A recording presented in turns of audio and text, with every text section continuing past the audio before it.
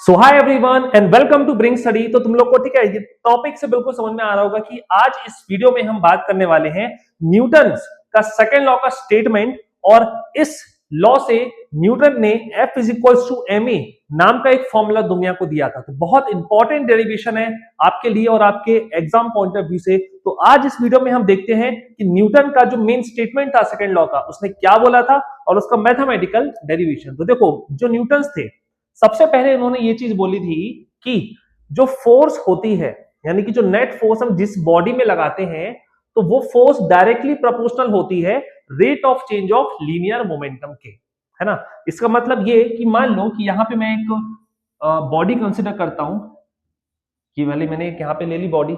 इस बॉडी का कुछ मास होगा, है ना, मास m ले लिया अपन ने उसको। अब जब इस बॉडी में हम एक फोर्स लगाएंगे, है ना, जब आप उस बॉडी को धक्का लगाओगे मतलब फोर्स लगाओगे, तो क्या होगा, उसका मोमेंटम चेंज होगा। अब मोमेंटम क्या होता है, हमने ये चीज पढ़ी है कि मोमेंटम क्या होता है।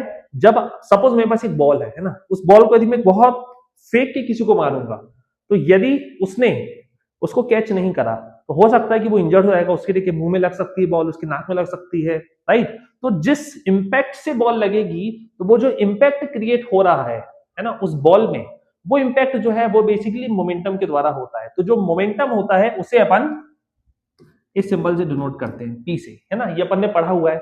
और इसका फॉर्मूला क्या होता है, मास मल्टीप्लाइड बाय वेलोसिटी, कि जो भी बॉडी है ऑफ मास m और वो किस वेलोसिटी से ट्रेवल कर रही है, तो वो उसका क्या होता है, मोमेंटम, यानी ठीक है, p is equals to mv। अब मान लो कि ये जो बॉडी है, स्टार्टिंग में इसकी कुछ अपन इनिशियल वेलोसिटी ले लेते हैं, u नाम की वेलोसिटी ले लेते हैं। अब जब हम धक्का लगाएंगे उस बॉडी में, तो धक्का लगाने से क्या होगा, उसकी वेलोसिटी में चेंज आएगा, है ना। अब जो वेलोसिटी है उसकी, जब अपन इस बॉडी में धक्का लगाएंगे तो ये बॉडी ठीक है, ये बॉडी मूव होते होते होते होते होते इस पॉइंट में आ गई। इस पॉइंट में आके इसकी वेलोसिटी क्या हो चुकी है, v हो चुकी है ना, मतलब ये और एक्सेलरेट हो चुकी है ना, एक्सेलरेट हो चुकी है। अब तो न्यूटन ने भाई यही चीज बोली थी कि जब अपन किसी बॉडी में F फोर्स लगाते हैं, तो ये F फोर्स डायरेक्टली प्रोपोर्शनल होता है rate of change of linear momentum के।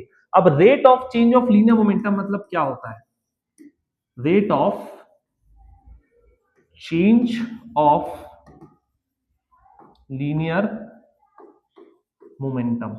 अब इसको अपन मैथमेटिकली कैसे लिखेंगे, तो भाई F तो F होता है ना।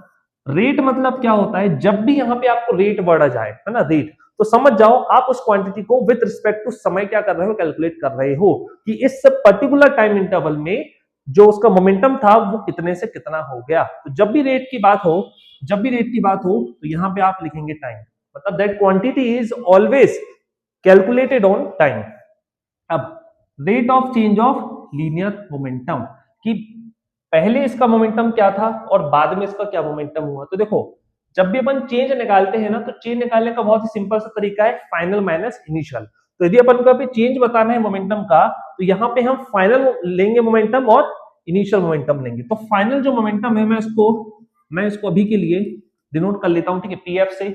और जो यहाँ पे इसका इनिशियल मोमेंटम है, इसको मैं डिनोट कर लेता हूँ पीआई से, मतलब इनिशियल मोमेंटम। अब इसको अपन थोड़ा सा यदि सिंप्लीफाई करते हैं, तो जो फाइनल होगा मोमेंटम, तो मोमेंटम का फॉर्मूला क्या होता है, मास इनटू वेलोसिटी। भाई मास तो सेम होगा ना, बॉडी का मास तो सेम होगा, तो फाइनल मोमेंटम के लिए इसका m, यानी मास तो m होगा, लेकिन वेलोसिटी कितनी होगी फाइनल, ये v होगी। सिमिलरली जो इसकी इनिशियल वेलोसिटी होगी वो उसकी u होगी, है ना, मतलब before whole divided by t। अब ये जो मैथमेटिकल एक्सप्रेशन है ना, ये वाला जो है, इसको अपन कुछ ऐसे भी लिख सकते हैं, it is directly proportional to.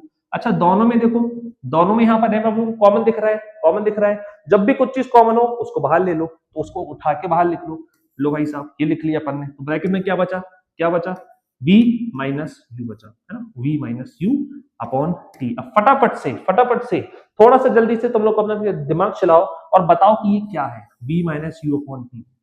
v minus you upon T याद आया ना, v minus you upon T हमने क्या पढ़ा था, एक्सेलरेशन पढ़ा था, मतलब चेंज इन वेलोसिटी, है ना।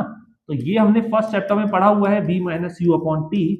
तो आप इस पूरी की जगह आप लिख सकते हो a, यानी यहां से जो हो जाएगा आपका वो हो जाएगा F is directly proportional to M into A. अब ये एक साइंस का रूल है, या तो हम कह सकते हैं मैथमेटिक्स का रूल है कि ये जो साइन होता है बच्चों डायरेक्टली प्रोपोर्शनल, इसका मतलब ये होता है कि यदि एक क्वांटिटी बढ़ेगी तो दूसरी क्वांटिटी भी सेम रेट से बढ़ेगी, और यदि एक क्वांटिटी डिक्रीज होगी तो दूसरी क्वांटिटी भी सेम रेट से डिक्रीज होगी। इसका मतलब ये कि आप फोर्स जितना ज्यादा लगाओगे एक्सेलरेशन भी उतना ज्यादा होगा, है ना।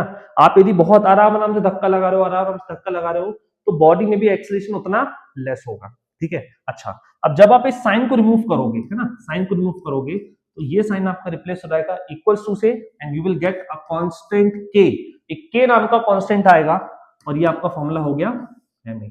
अब यदि आप फॉर द टाइमिंग यदि अपन के इक्वल्स टू 1 ले लेते हैं तो फाइनल आपका जो फॉर्मूला होगा, फाइनल आपका जो फॉर्मूला हो जाएगा वो हो जाएगा F is equals to M A. अच्छा, ऊपर मैं यहाँ पर एक एरो हेड बना देता हूं। ये एरो हेड क्या होता है बच्चों, ये एरो हेड होता है वेक्टर का साइन। क्यों?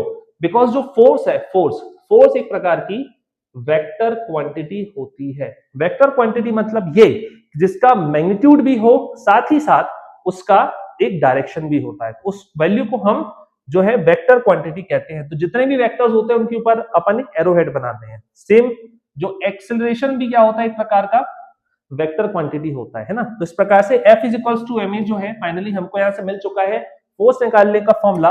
अब यदि बात करें अपन इसकी एसआई यूनिट की, तो भाई देखो सिंपल सी चीज है कि जो इतना ज्यादा मतलब महान कैलकुलेशन करेगा तो वो ये चाहेगा कि ऐसा यूनिट भी उसके नाम पर हो।